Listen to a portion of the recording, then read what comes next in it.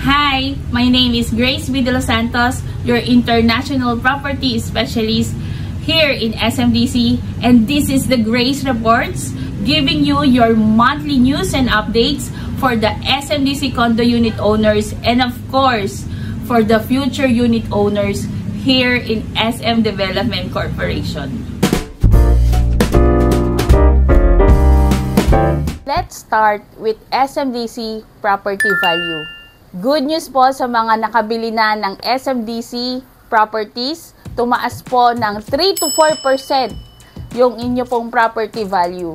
So, yung makikita nyo na computation nung time na binili nyo yung condo po ninyo, i-check nyo po yung bagong computation na binibigay po. Pag nag-inquire po kayo, ay mas tumaas na po ang value. Is this a bad sign sa mga hindi pa nakakabili ng SMDC condo unit? Of course not. Kasi it's an evidence na yung bibilin po ninyong property ay tumataas ang value. Okay? So, parang alahas din ang real estate. Tumataas ang value niyan. At ang maganda dito, pwede nyong pagkakitaan ng passive income ang real estate. At the same time, kumikita kayo and at the same time, tumataas yung value ng binili po ninyo. Ito po yung ating good news for the month of February. Next is the SMDC parking promo. Hanggang ngayon po is extended po yung promo for the parking. Ilan po ang discount? It's 50% o kalahati. Nagbabala kayo bumili ng parking, this is the right time. So, ito po yung mga included na mga property ng SMDC na pwede nyo pong bilhin na 50% discount. Yan. Unang-una, yung mga unit owners in Shore Residences. Meron po tayo sa Shore 3, Shore 2, and Shore 1. Okay? Meron din po tayo sa Coast Residences. So, ito pong Shore is nasa Mall of Asia. Tapos, ito pong, lahat po ito mga nasa Mall of Asia Complex, Coast Residences, and S Residences. Okay? So, just message nyo lang po ako sa Facebook account ko. It's Grace V. De Los Santos. At pwede rin po in my FB page, Grace D. Realtor. At meron din po sa Viber para makuha nyo po yung mga full details ng computation. Okay? Para mapilian ko po kayo ng magandang pwesto na available. Next is the VAT threshold for the property. Kung familiar po kayo na pag ang property po ninyo before ay lumakpas ng 3,199,000, ibig sabihin nun, magkakaroon na kayo ng 12% VAT. Okay? So, kaya karamihan ng mga bumibili, studio ang hinahanap. Kasi may mga studio na nasa 3M, na tiga to 20 square meter to 23 square meter na studio. Karamihan yan ang nasosold out. Pero ngayon, since meron pong lumabas na news galing po sa BIR na ni-raise po nila yung from 3.2M, nagina po siyang 3.6M.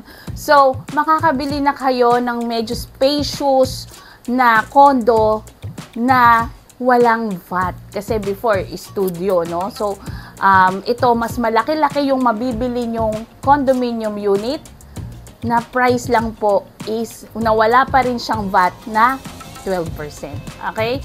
So, lumabas po itong balita na ito January 16 this year, 2024. So, sa mga hindi pa po, syempre, hindi na uso ngayon yung, baka hindi nyo napanood. Ayan. So, ito, after a month, I remind all the property buyers na makakabili po kayo ng mas spacious na condominium na walang VAT dahil yung ating pong VAT threshold ay nag-move po from 3.2M to 3.6 million pesos. Our last news update for February ito po yung ating weekend open house discount. So, ang SMDC kasi may mga selected properties po sila na ino-offer na nagbibigay po ng open house discount. So, ibig sabihin, every weekend nagbibigay po ng 50,000 discount ang SMDC. Ito po yung mga property na merong open house discount. Kung kayo ay, ang target nyo is Mandaluyong area, meron po tayo sa Fame Residences, sa Light 2 Residences at sa Light Residences in Mandaluyong. Tapos meron din po tayo sa Red Residences. So yung Red Residences, marami po akong video tour here in YouTube. Makikita po ninyo yung mga actual units, mga amenities. Ayan, so yung maganda dito sa Red Residences, 15% discount yan. Bukod sa open house discount. Tapos yung Fame tsaka Light, 10% discount yan. At syempre, may open house discount. So, kung open house kasi, may special date din kami dyan. Pwede tayong pumunta sa mga units. Maraming naka-open na units na pwede nyong makita kahit anong floor, ganon. So, kaya open house. Yun ang ibig sabihin nun. Meron naman din na may mga mock-up units tayong makikita. Baka may nagtatanong, Miss Grace, di naman ako makakapunta dyan sa open house discount. Sa open house na yan. Kasi nasa abroad ako at busy ako at nagkaroon ng mga appointment, ganyan. Kasi weekend, family day, ganyan. Okay. So, usually naman, may mga client na madalas nakakapunta ng weekend kasi hindi sila busy sa work. So, nakaka-avail sila ng open house discount pag dun sila nag-reserve ng weekend. Okay? Pero kung nasa abroad kayo, as long na nag-reserve kayo ng weekend, Sabado, Linggo, yan, pwede nyo po pa rin ma-avail ang open house discount. So, pwedeng online payment, online transfer, pwede rin sa remittance kung nasa abroad kayo. Okay? Pero make sure lang na bigay ko muna sa inyo yung complete details. Yan, ng mga tina-target nyo pong condo here in SMDC. Okay? So, for more questions, dito sa mga diniscuss kong news, for the month of February, pwede nyo pong i-comment dyan sa baba at paki-like na rin po ang video na ito and share it with your friends here in the Philippines or pwede rin po sa mga kasama nyo po dyan sa abroad para malaman po nila bakit magandang mag-invest sa SMDC. At the same time, halos lahat ng SMDC katabi.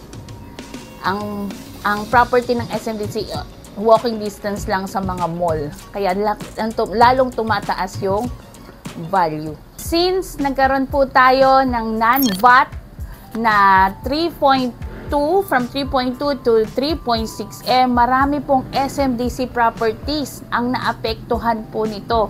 So, ito po yung mga pagpipilian yung mga SMDC properties na ang target nyo is 3.6 million budget na hindi kayo magbabayad ng VAT na 12%. So, ito po yung mga properties na pwede nyong pagpilian na hindi po kayo gagastos ng 12% VAT. Hill Residences sa Novaliches, Quezon City, sa nasa Hope Residences, nasa SM City, 13 Martires, Cavite, Joy Residences, SM City, Baliwag, Bulacan. Ayan, ito, may mga OFW kasi na gusto ring bumili ng property sa hindi lang sa Metro Manila. Meron din po tayong makukuha na 3.6M sa iba't ibang lugar dito sa Pilipinas. So, tuloy po natin. Meron po tayo sa Lane Residences sa SM Lanang Premier, Davao City. Yan, meron po tayo sa Style Residences sa SM City, Iloilo. Meron po tayo sa Turf Residences, ayan, Binyan City, Laguna. Yan, ito, newly launched pa lang ito. Ang Turf Residences, meron po akong location tour at pumunta po ako doon mismo sa site. Meron po akong on-site presentation. Makikita nyo rin po dito sa YouTube channel ko. Meron din po tayong Vine Residences sa SM City, Novaliches. Yan. Tapos, meron din tayong General Trias, Cavite, yung Zeal Residences. Meron tayo sa Glade Residences sa Haro, Iloilo City. Yan, sa mga Bisaya. Ayan. So, ako po kasi meron akong dugong Bisaya. Okay? Pero gamay lang ako mag-Bisaya. Yan. Sa South Residences sa Las Piñas City. Okay? So, yan po yung good news natin dahil nagkaroon ng nag-raise po ang BIR ng VAT threshold. Alright? So, yan po yung mga properties na sinabi ko po. Gusto nyo pong malaman ng mga computation at details, you can just message me in my Facebook, in my Viber na nandito po sa screen para po mabigyan ko po kayo ng full details. This is Grace Reports and this is Grace the Realtor. Let's find your happy place.